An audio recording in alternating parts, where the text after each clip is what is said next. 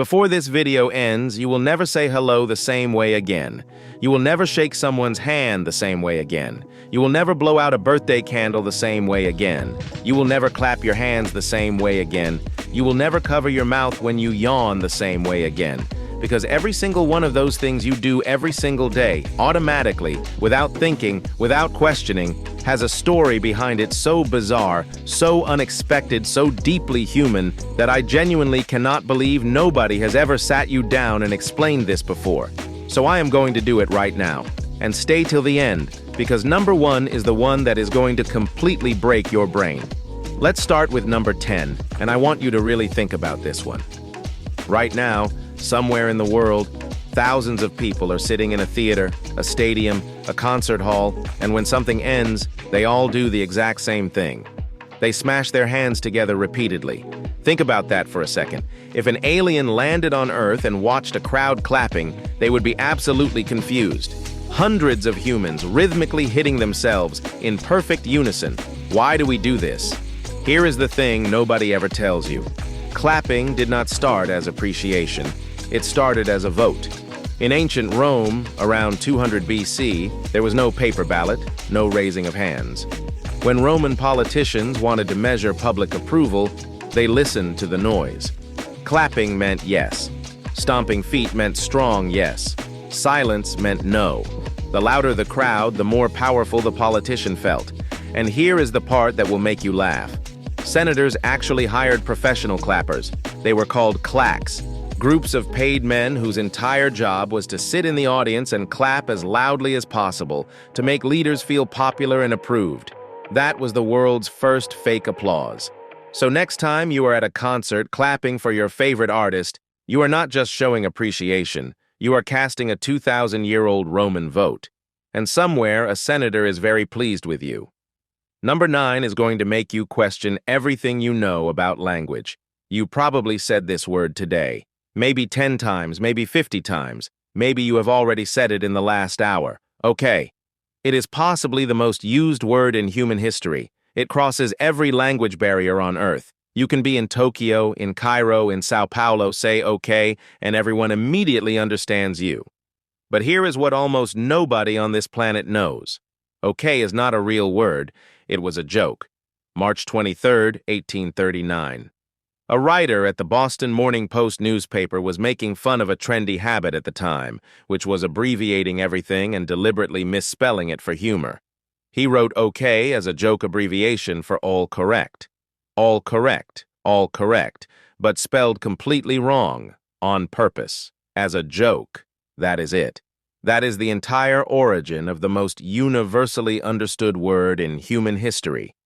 A journalist in 1839, making fun of how people talked, accidentally created something that would outlive every empire, every language shift, every technological revolution.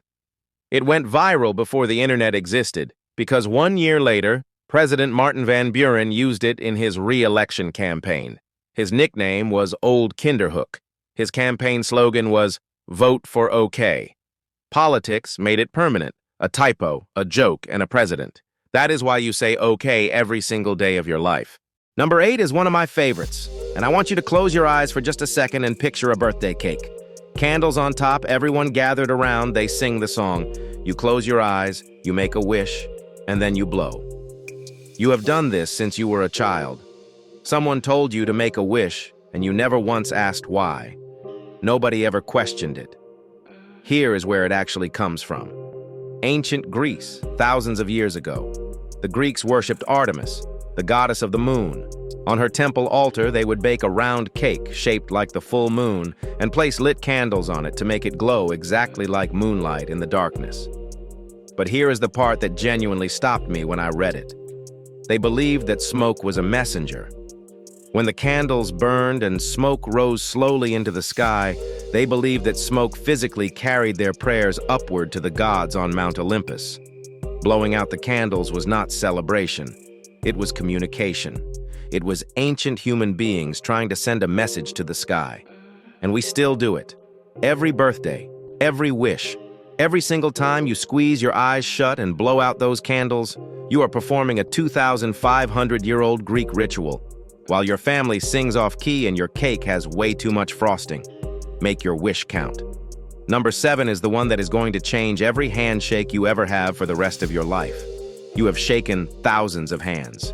Job interviews, first meetings, saying goodbye, sealing deals. It feels natural, polite, deeply human. But the actual reason we shake hands is not about greeting at all. It is about proof. Medieval Europe. Constant conflict, constant uncertainty. You never knew if the person walking toward you was a friend or someone with bad intentions. The most concerning thing about any stranger approaching you was their right hand, because that was the hand that held the weapon. So when two people met, they would extend their right hand openly, palm forward, completely visible, and grab each other's hand firmly. The message was simple and direct. Look, nothing in my hand. I come in peace. And that up and down pumping motion that we all do, that was to shake loose anything that might be hidden up the sleeve. You were literally checking each other for hidden objects. Every single handshake you have ever done, every job interview, every business deal, every friendly hello was originally a safety check. So next time someone offers you their hand, they are technically telling you they come in peace. How completely reassuring. Number 6 genuinely surprised me when I found it, and I think it is going to do the same to you. Someone sneezes near you. Without thinking, automatically, before you have even processed what happened, you say it. Bless you, or God bless you. Why? It is just polite, right? It is just a reflex. It means nothing. It is just what people say. Except to the people who started it, it meant absolutely everything. Go back to the early Middle Ages, 6th century Europe. A widespread illness was moving across the continent, affecting millions of people. Pope Gregory I noticed something that concerned him deeply. Sneezing was one of the first visible signs of this illness. People would sneeze, and days later they would become very unwell. So he encouraged people to respond with a kind blessing when someone sneezed. Say God bless you, as a gesture of care and good wishes for their health. But before that explanation, there was an even older belief, something people held with complete seriousness. They believed that when you sneeze, there is a brief moment where your body is vulnerable.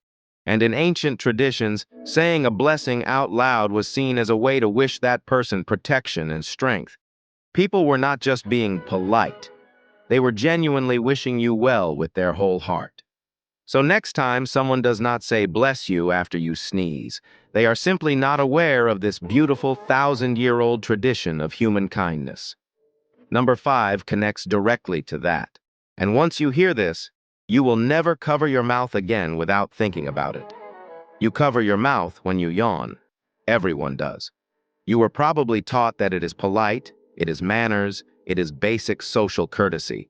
But go back far enough, and it had absolutely nothing to do with manners. In many ancient cultures, an open mouth was seen as a moment of vulnerability, a brief, unguarded instant where your energy and strength could be disrupted. So people began covering their mouths during a yawn as a protective gesture, a way of keeping themselves composed and grounded. Over time, as these ancient beliefs faded, the gesture stayed. It got passed from parent to child to grandchild, and was quietly relabeled as good manners and social etiquette. We completely forgot the original reason, but we never stopped doing it. So technically, every time someone tells you to cover your mouth, they are passing down an ancient protective tradition that has survived for over 1,000 years without anyone realizing it.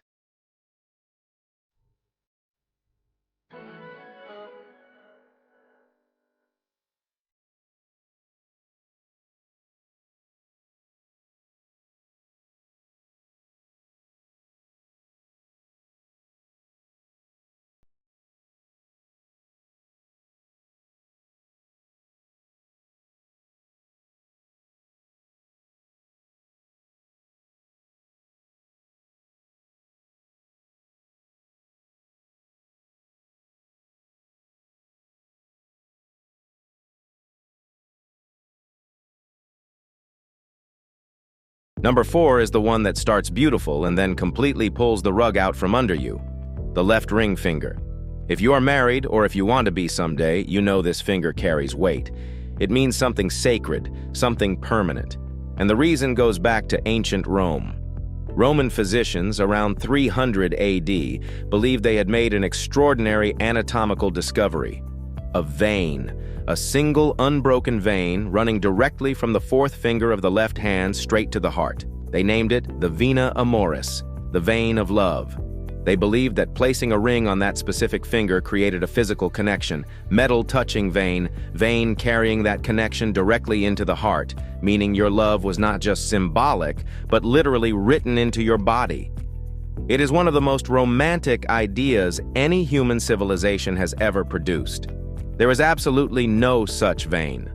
Roman doctors either genuinely believed something that was completely anatomically incorrect. Every finger has the same venous structure. There is no special connection from the fourth finger to the heart. But the idea was so beautiful, so perfectly romantic, so deeply satisfying to believe, that it survived every medical advancement, every anatomy textbook, every scientific revolution. We knew it was not confirmed. We kept doing it anyway, because sometimes the story matters so much more than the facts, and that, honestly, might be the most human thing in this entire video. Number 3 will make you look at your own hands differently. You are about to take an exam. You are waiting for important news. Your team is in a penalty shootout, and everything is on the line. You cross your fingers. It is so automatic that you sometimes do it without even realizing your hands have moved. Where does this come from? There are 2 theories, and both of them are fascinating. The first goes back to pre-Christian Europe. Ancient belief across multiple cultures. People believed that a cross shape held extraordinary spiritual power, that at the exact point where 2 lines intersect, positive energy and good fortune gathered and lived permanently at that intersection.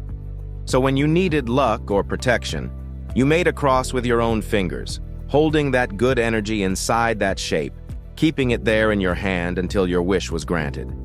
You were literally capturing good luck in your fist and refusing to let it go. The second theory is from early Christianity, and it is equally powerful.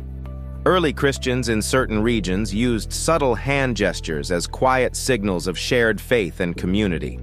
2 people meeting would gently cross fingers as a private symbol of their shared beliefs and mutual support. Over time, people began doing it alone, privately, as a personal moment of hope and prayer. Today, you do it before exam results load on your screen. Your ancestors did it as a deeply meaningful gesture of faith and solidarity. Same gesture, extraordinarily different meaning behind it. Number 2 is the one I want you to really sit with. You knock on wood.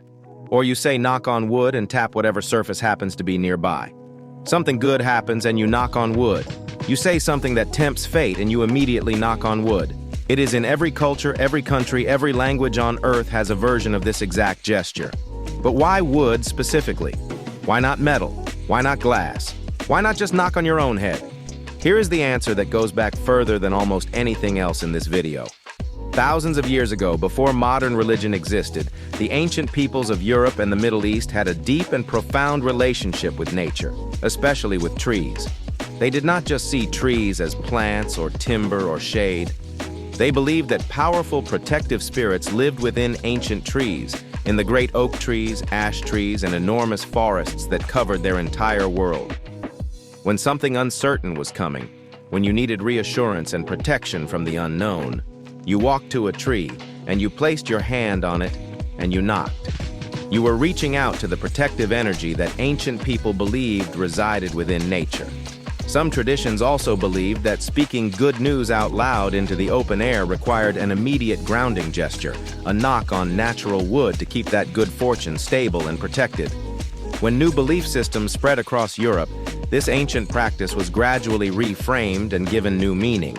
But the physical gesture itself proved impossible to let go of. The meaning shifted completely over centuries. The habit survived perfectly.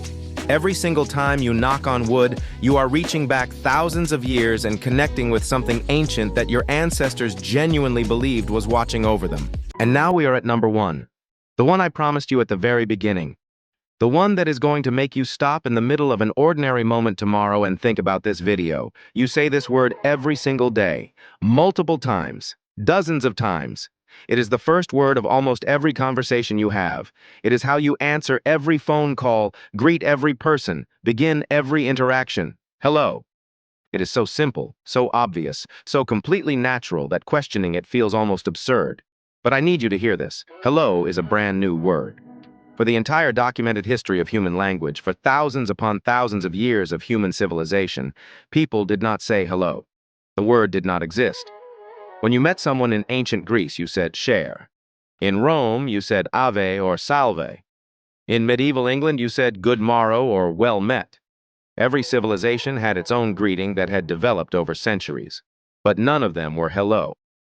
Hello only appeared in written English in 1826, and even then it was not a greeting. It was used the way we might say, hey, a word to get someone's attention from a distance. And then 1876 happened.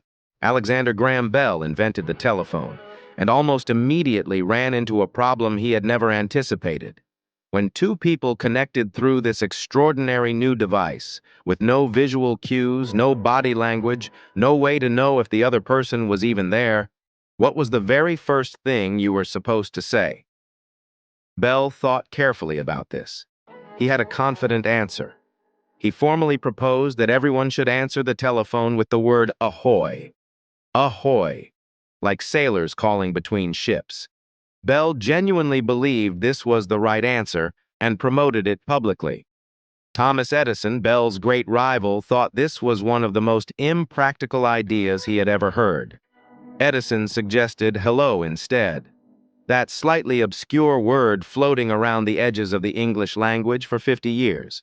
Edison picked it up, decided it was right, and when he set up the world's first telephone exchange in Connecticut in 1877, he instructed every single operator to answer every single call with hello.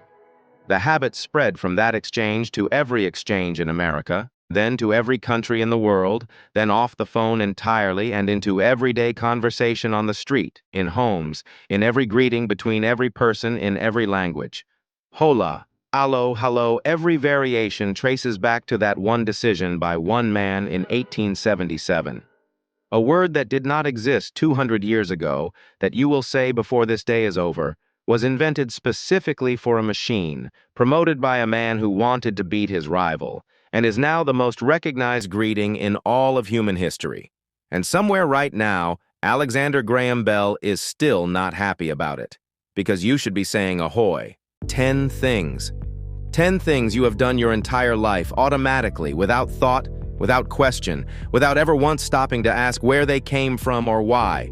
And every single one of them has a story stretching back hundreds, sometimes thousands of years, through Roman senators and medieval scholars and ancient Greek worshippers, and two inventors having the most consequential argument about a single word that anyone has ever had. You are not just a person living in 2026. You are the latest link in a chain that goes all the way back to the beginning of human civilization. Every gesture you make, every phrase you say, every tiny ritual you perform on autopilot, someone somewhere started it, for a reason that made complete sense to them in their world. And it traveled through time, through generations of people who never questioned it, who just passed it on without explanation, and it landed quietly in your daily life. History is not just in museums. It is not just in textbooks and documentaries. It is in your hands right now. It is in the words coming out of your mouth. It is in the reflexes you do not even notice you have. You are living history every single day. If this video changed the way you see something today, share it with one person whose mind you want to open in the best possible way. Subscribe because there are so many more of these hiding in plain sight, and I am nowhere near done. And tell me in the comments which one shocked you the most. I will see you in the next one.